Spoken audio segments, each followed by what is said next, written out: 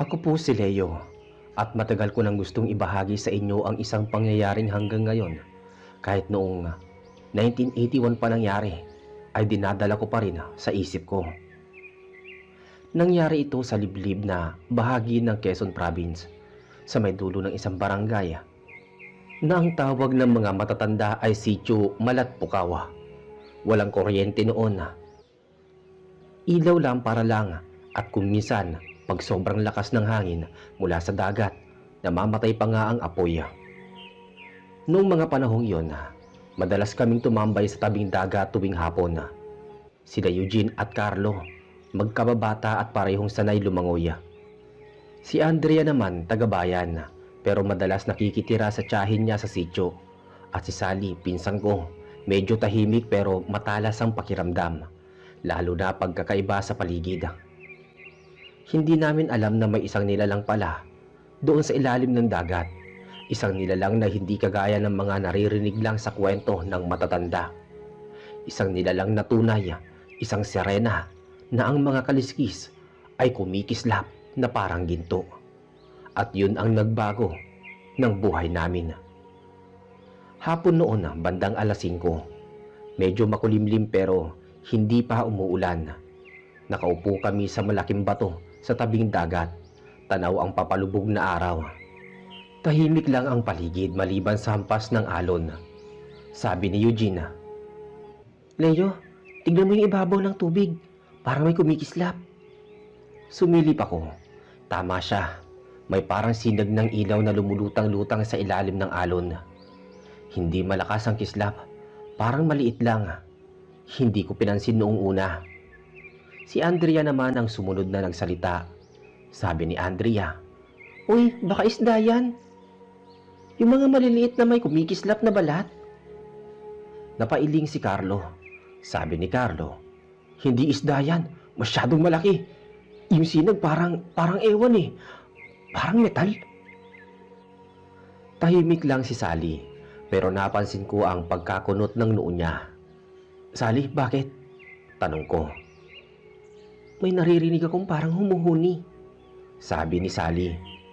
Nagtawanan kami pero hindi siya ngumiti. Nakatingin lang siya sa dagat, mata sa isang direksyon na hindi namin makita. Biglang lumakas ang hangin. Mula sa kalmado, naging malamig ang simoy ng hangin at tumitindig ang balahibo ko nang walang dahilan. Nagtinginan kaming apat. Sabay-sabay kaming tumahimik.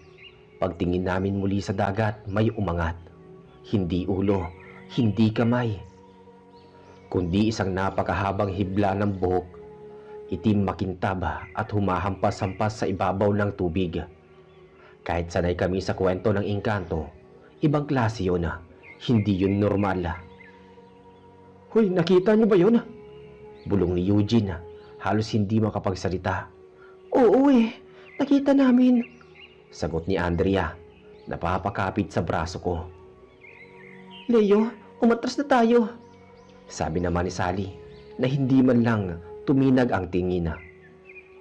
Hindi pa man kami nakakagalaw, biglang may kumikislap na mas malakas. Parang sinag ng araw na tumatama sa ilang bagay na ginto. At doon namin nakita, sandali lang pero malinaw, isang buntot na may gintong kaliskis. Umangat iyon mula sa tubig, dahan-dahan bago muling lumubog. Para kami napako sa pwesto. Naririnig namin si Sally, mahina pero malinaw. "Hindi yan isda, hindi yan tao. Hindi yan dapat makita," sabi ni Sally. "Baka sirena," bulong ni Andrea, nanginginig ang boses. Napatingin ako sa paligid. Wala namang ibang tao, walang mangingisda, walang bata, kami lang. At unti-unting dumilim ang langit. Lumapit sa akin si Carlo. Tapik-tapik ang balikat ko. Sabi ni Carlo, "Leo, umuwi na tayo. Hindi maganda to." Pero bago kami makagalaw, may tumawag mula sa dagat. Hindi sigaw, hindi rin iyak. Isang boses na sobrang lambing. Parang awit na malumanay pero nakakatindig balahibo. "Halika." Yun ang narinig namin. Isang boses na parang may humihila sa isip mo. Parang gusto mong sumunod kahit hindi mo maintindihan. Sabi ni Eugene, "Narinig niyo yun?" Pero bago pa namin masagot, may dumampi na malamig sa paa ni Eugene. Parang kamay. Napatalon siya, sumigaw. "Puta! Leo, may umawak sa akin!" Sabi niya. Nang tignan namin, wala kaming nakita, pero basang-basa ang paa niya. Kahit hindi naman umabot ang alon sa kinatatayuan namin. Hindi na kami nag-atubili. Agad kaming tumakbo pabalik sa sityo. Si Andrea halos matumba sa takot. Si Sally naman hindi lumingon. Parang alam niyang may sumusunod sa amin. Pagdating namin sa bahay ng tiyahin ni Andrea, nagsindi agad sila ng lampara at sinarado ang mga bintana. Doon kami nagtipon sa sala, hingal na hingal. Sabi ni Eugene, "Leo, hindi normal yun. Hindi pwedeng sirena lang yun." Sumagot si Carlo, "Hindi ako naniniwala sa sirena, pero yung nakita ko parang buntot talaga." Tahimik si Andrea pero nanginginig ang kamay. Tumingin kami kay Sally. Siya lang ang hindi mukhang nagulat. Para bang alam niya na. "Sally, may alam ka ba?" Tanong ko. Dahan-dahan siyang tumango. Hindi siya agad nagsalita. Para bang pinag-iisipan kung sasabihin niya ba o hindi. At nang magsalita siya, doon pa lang kami mas lalong natakot. Sabi ni Sally, "Hindi basta sirena yun. Kilala niya yun dito. Sabi ng matatanda, may nilalang dito sa dagat. Hindi basta engkanto. Hindi basta maligno. Isa siyang bantay ng kailaliman. At kapag may nakita siyang tao na malapit sa lugar niya, nagagalit siya." Huminga siya ng malalim. Hinahatak niya. Hindi na nakikita muli. Dagdag niya pa. Tahimik ang buong sala. Wala ni isa ang umimik at doon kami unang nakaramdam ng hindi pagkaraniwang kaba. Ibang klase. Parang hindi lang takot. Parang minamanmanan kami. Sabi ni Andrea halos pabulong, "Leo, babalik pa ba yun?" Nagkatinginan kaming lahat at sa labas ng bahay may tumapik. Isang beses, mahina pero malinaw na malinaw. Parang galing sa basang kamay. At doon nagsimula ang gabing hindi namin makakalimutan. Hindi kami kaagad nakagalaw ng marinig ang pagkatok. Kahit ang hinga namin parang sabay-sabay na huminto. Tahimik ang buong sityo at ang tanging naririnig lang namin ay ang pagtapik na parabang may basang kamay na kumakalabit sa kahoy. Napalunok si Eugene. Sabi ni Eugene, "Huwag niyong buksan. Ano man ang mangyari, hindi tao yan." Napatingin si Carlo sa lampara na kumikislap. Na parabang may hangin na dumadaan sa loob ng bahay kahit lahat ng bintana ay sarado. "Leo, teka lang. Baka tao lang ang naghahanap ng tulong," sabi ni Carlo. Umiling agad si Sally. Matigas ang boses. "Hindi tao yun. Huwag niyong buksan. Hindi dapat sumagot," sabi niya. Nagkatinginan kaming apat. Si Andrea nakadikit na halos sa dingding. Parang unti-unting nauubusan ng lakas. "Sally, sigurado ka?" Tanong ko. Tumingin siya ng diretso sa akin at ang mga mata niya parang lalong lumiit, puno ng takot. "Hindi ko alam kung bakit tayo nakita niya. Pero pag sinagot mo ang katok niya, hindi ka niya titigilan," sabi ni Sally. At parang tugon na sinabi niya, mas malakas ang kasunod na katok. Mabilis, mabigat at parang galit. Nakakapit si Andrea sa braso ko noon. "Leo, please, sabihin mong hindi natin bubuksan," sabi ni Andrea. Bago pa ako makasagot, bigla kaming nakarinig ng pagkuskus sa gilid ng bahay. Para bang may humahagod sa kahoy gamit ang isang bagay na matigas o matalima. Napalapit si Eugene sa dingding pero hindi niya hinawakan. "Ano yan? Parang kuko," sabi ni Eugene. "Hindi kuko. Kaliskis yan," sagot ni Sally. Sabay-sabay kaming napatras. Mula sa labas, may maririnig kaming humuhuni, hindi tao, hindi hayop. Isang tunog na parang dalawang boses. Isang malalim, Isang manipis na magkasabay na umaawit. Tapos sumunod ang salita. Nagtakip ng tenga si Andrea. Umiiyak na. Leo, yun ang boses. Yun yung narinig natin sa dagat. Sumigaw si Carlo. Tumigil ka. Huwag ka sumagot. Pero kahit hindi kami sumagot, parang lumalapit palalo ang tunog. Parang nakadikit sa mismong dingding.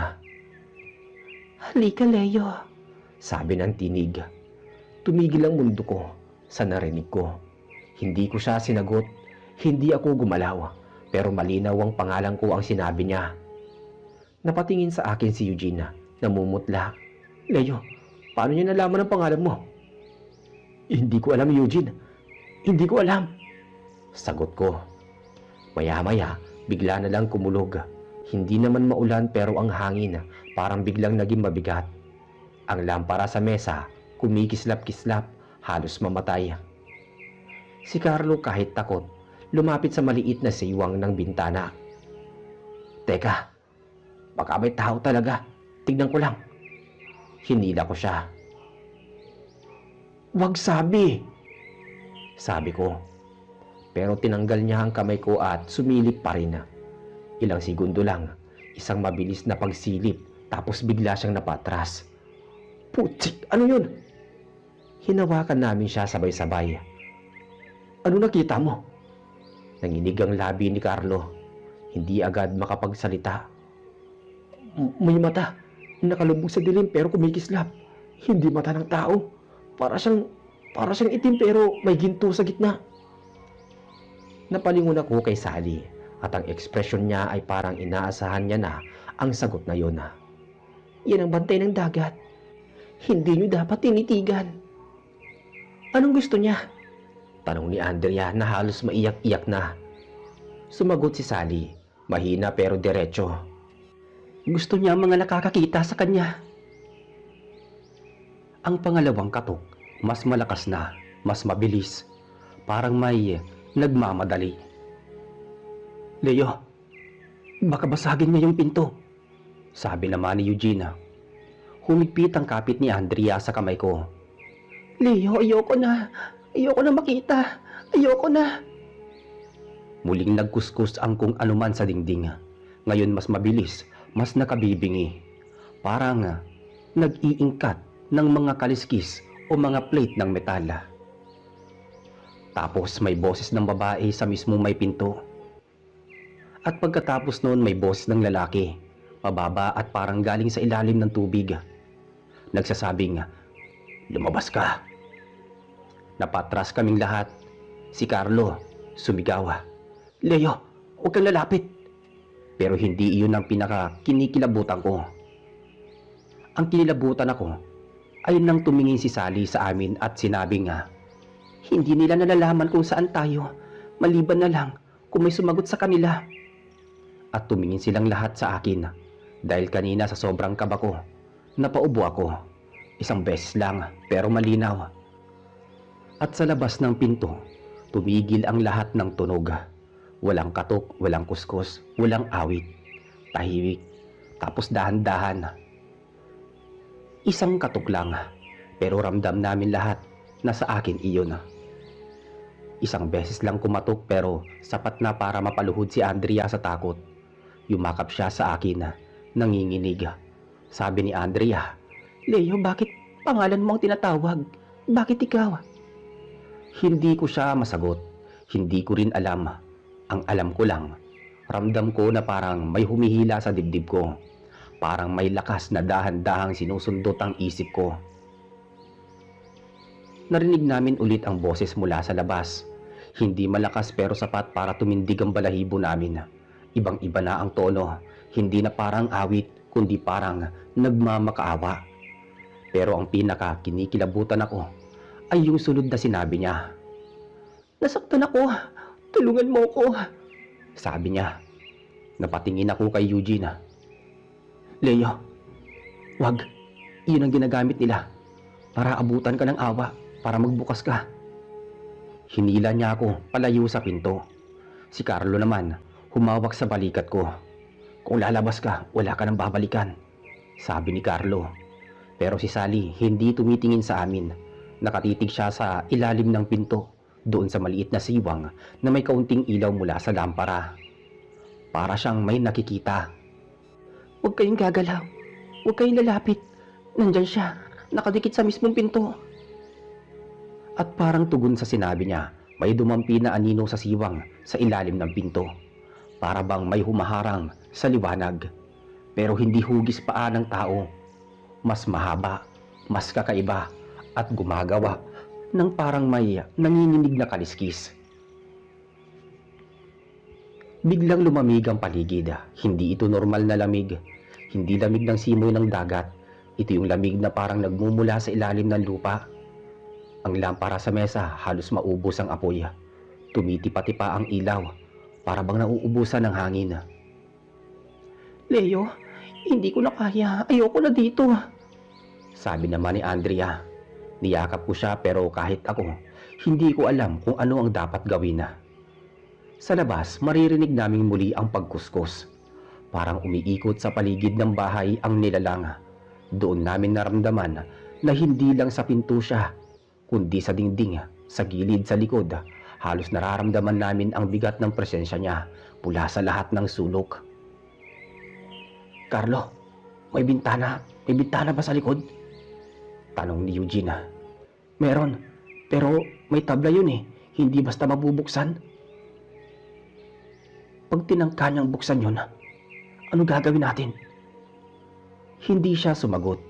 Tahimik lang lahat. Biglang may huminga sa ilalim ng sahig. Hindi tao. Isang malalim, mahaba, mabigat na hinga. Halos mapasigaw si Andrea, pero natakpan agad ni Sally ang bibig niya. "Gusto niyo malaman kung sino ang pinakamadaling hilahin, kaya tahimik lang." Pero kahit hindi ako nagsasalita, parang may humihinga rin sa batok ko. Parang may malamig na singaw na nasa mismong likuran ko. Lumapit si Eugene sa akin na inalalayan ako. "Leo, huwag kang tumingin kahit nararamdaman mo." Pero hindi ko kailangang tumingin. Alam kong may nakatayo sa kabilang bahagi ng dingding. Nakadikit, nakikinig at naghihintay. Tapos biglang nagtanong ang boses na tila halos kasabay ng hangin. "Leo, bakit ka tumatakbo?" sabi niya. Walang nagbukas ng pinto pero bigla itong gumulong. Parang may humawak sa doorknob, pero sa labas ay unti-unting iniikot ito.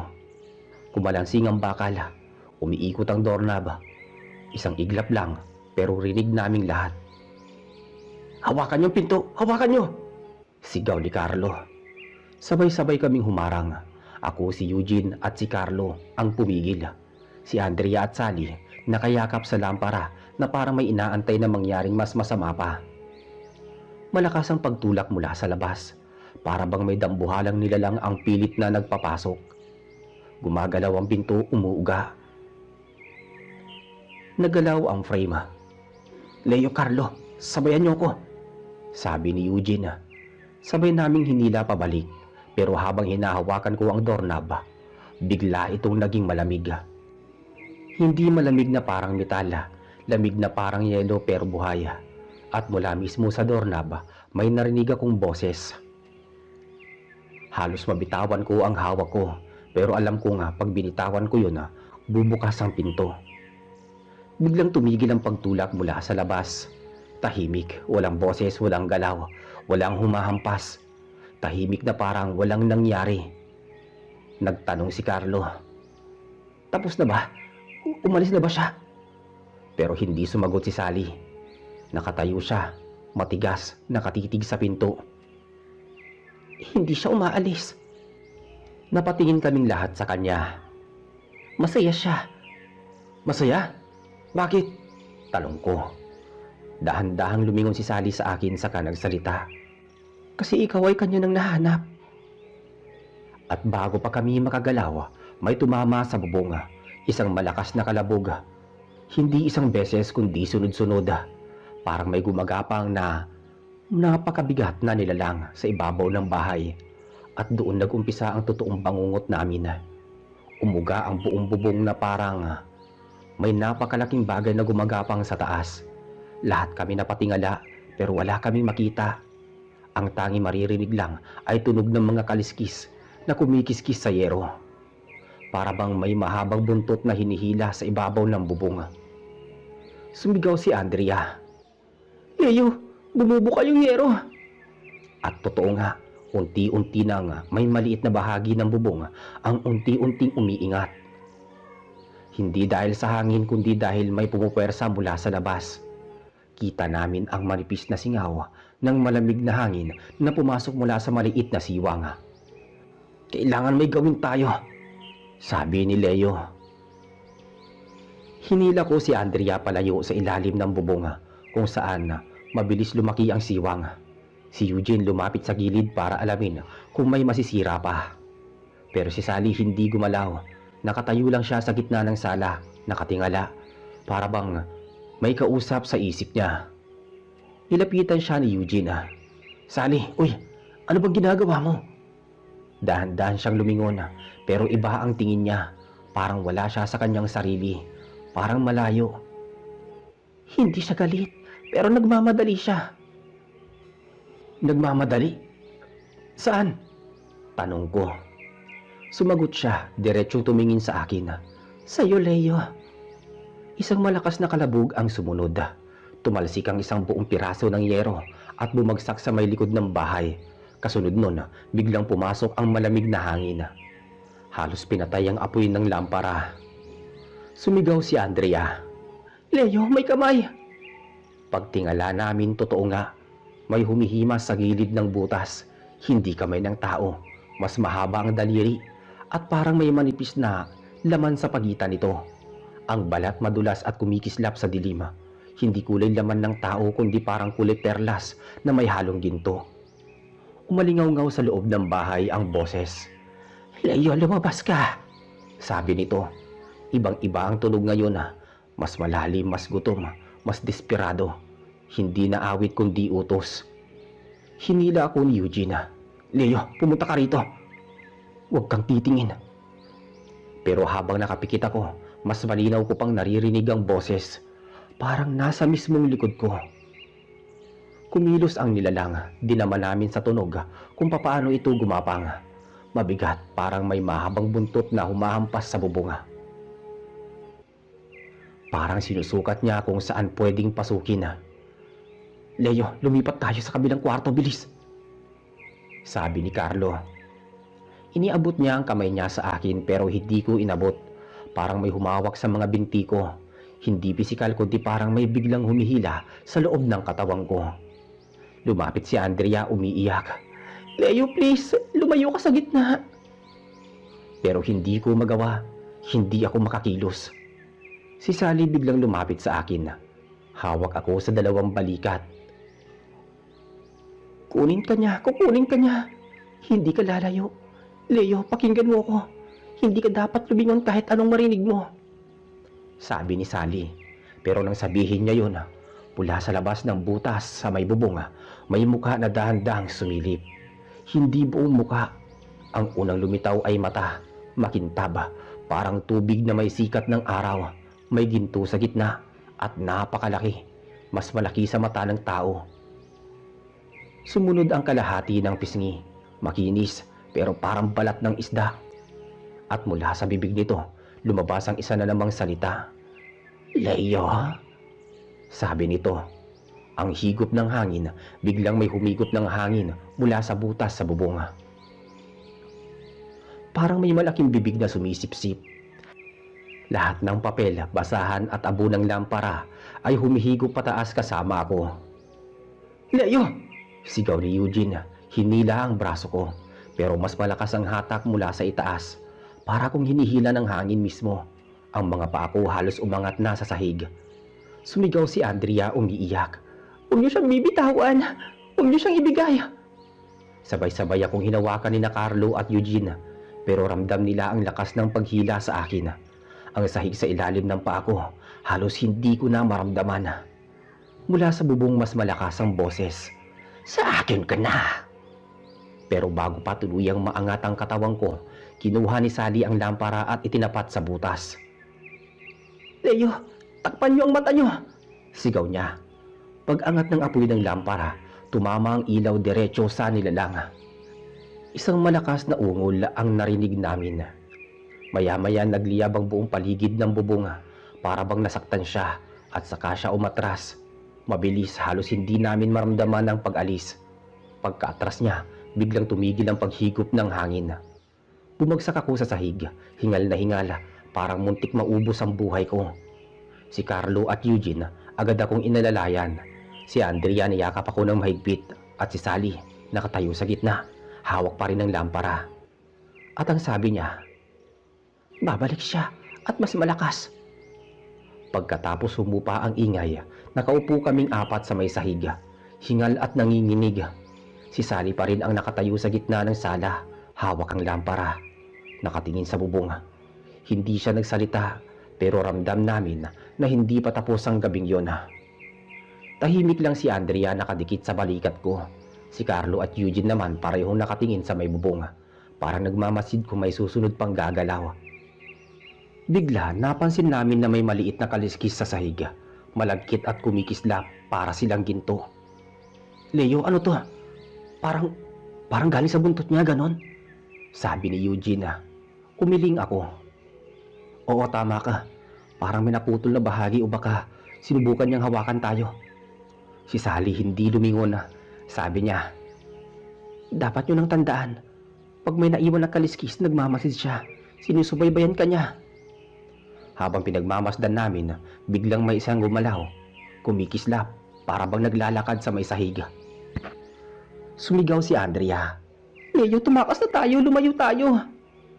Si Carlo ay sumunod agad. Huwag lang titignan. Huwag yun na siyang titignan. Hawak namin ang mga kamay ni Andrea at naglakad papunta sa likod ng bahay. Ngunit kahit lumayo kami, ramdam namin na may humihinga sa likod namin. Mula sa labas, may narinig kaming tunog ng tubig. Parang may humihima sa baybayin, halos kasabay ng hangin. Hindi lang siya sa bubong, lumapit siya sa bahay. Tumakbo kami papunta sa likod, doon sa maliit na kubo ni Andrea. Si Sally hindi sumama, nakatingin lang sa kubo. Sa may tabing dagat, parang may nakikita. Sabi ni Sally, huwag kayo lalayo sa liwanag. Yan lang pwede niyong gawin para manatiling ligtas. Naglakad kami papunta sa tabi ng kubo. Tumigil sa isang maliit na bangina. Kita namin ang dagat sa dilim. Biglang may kumislap sa tubig. Mas malaki kaysa sa nakita namin kanina. Para bang may malaking katawan na umiikot sa ilalim ng tubig. Si Andrea halos mapaiyak. Leo, andito na siya. Si Carlo ay napalingon sa akin. Ano gagawin natin? Si Sally nakatitig sa tubig. Mula sa tubig may umangat na maliit na bahagi ng katawan. Hindi ulo, hindi buntot lang. Isang braso na may kaliskis, kumikislap sa dilim. Sabi ni Eugene, halina kayo, lumayo tayo. Tumalikod kami pero parang may humihila sa akin. Dahan-dahan, ang kamay ko parang tintulak ng lamig. Si Sally ay lumapit, hinawakan ng braso ko. Leo, huwag kang lumingon. Huwag kang lalapit. Kung titignan mo, wala ka na magagawa. Biglang sumabay ang tunog ng tubig sa bawat paghinga namin. Para bang ang dagat mismo ang humihinga. Leo, pakiramdam ko, sinusubaybayan talaga tayo. Tumingin siya sa akin, nanginginig ang labi. Oo, ramdam ko. Ramdam ko ang bawat galaw niya. Si Carlo ay nakatingin sa tubig at saka sumigaw. Leo, tumakbo tayo. Hindi na natin kayang labanan siya. Pero si Sally ay hindi gumalaw. Nakatingin lang siya. Parang may kausap sa ilalim ng tubig. Hindi siya galit pero naghihintay. At kung hindi ka lalapit sa tamang paraan, papasok siya sa buhay mo. Sabi niya. Mula sa tubig, may isang kaliskis na lumutang pataas. Kumikislap sa ilaw ng buwan. Parang tinituro nito ang posisyon namin. Sumigaw si Andrea. Huwag kayong tatango. Huwag niyong tingnan. Ngunit ramdam namin na may humihila sa isip ko. Hindi sa katawan. Para akong inaagaw ng isang nilalang. Si Sally naman dahan-dahang lumapit sa akin. Leo, kung gusto mong mabuhay, sundin mo ang sinasabi ko. Huwag kang lalapit sa tubig at huwag kang lalayo sa liwanag. Maya-maya dahan-dahang umangat ang ulo mula sa tubig. Ang mga mata niya malaki. kumikislap ang gintong kaliskis. Ang buntot kumikislap sa ibabaw ng tubig, humahampas sa alon, halos abutin ang gilid ng bangina. "Leo," sabi niya. Narinig ko ang pangalan ko muli, malakas at malinaw.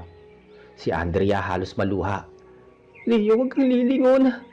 Si Carlo humigpit sa aking braso. "Leo, huwag kang titingin ha." Si Sally dahan-dahang tinaas ang lampara, tinutok sa mata ng nilalang. Si Sally ang tumutok ng lampara sa mata ng nilalang. Ang liwanag ay tumama sa gintong kaliskis, sa buhok at buntot. Parang nasaktan siya, sumigaw ang tunog. Isang ungol mula sa ilalim ng tubig ang narinig namin.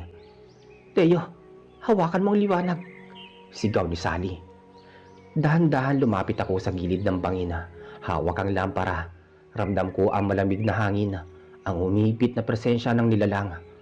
Maya-maya umikot ang tubig, bumangga sa bato, humahampas sa bangina. Ang buntot ay kumikislap, tila sinusubukan akong hilahin sa ilalim. Si Andrea napaupo sa may sahig, nanginginig. "Leo, kaya mo ba?" tanong niya. Si Carlo hawak ang braso ko, nakatingin sa akin. "Leo, huwag kang papatalo." Si Eugene nakayuko, nanginginig din. "Leo, kami, kasama ka." Dahan-dahan nang habang nakatutok ang liwanag sa mata ng nilalang, bumagal ang galaw neto. Parang napipilitan, parang sinusukat kung may kalaban sa harap niya. At bigla, isang malakas na hampas ng buntot sa tubig, parang babalik sa ilalim. Ang liwanag ng buwan tumama sa kaliskis, kumikislap ng huling beses at unti-unting lumubog ang katawan sa ilalim ng dagat. Tahimik na ang dagat. "Leo, tapos na," sabi ni Sally, huminga ng malalim. Si Andrea niyakap ako ng mahigpit. "Hindi ko akalain, pero tapos na," sabi niya. "Babalik siya balang araw. Pero sa ngayon, ligtas kayo.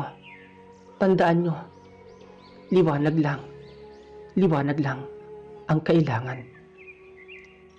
Kinabukasan lumabas kami sa kubo ni Andrea at kitang-kita ang tahimik na dagat.